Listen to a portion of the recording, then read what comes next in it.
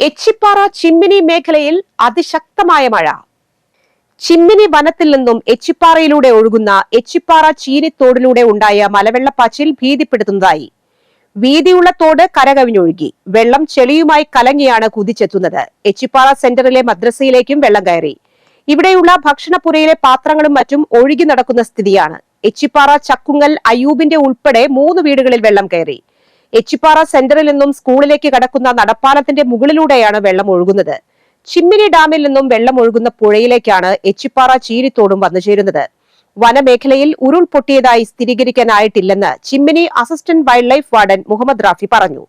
മഴ ശമിച്ചാൽ ചൊവ്വാഴ്ച വനത്തിൽ പരിശോധന നടത്തുമെന്നും അദ്ദേഹം പറഞ്ഞു.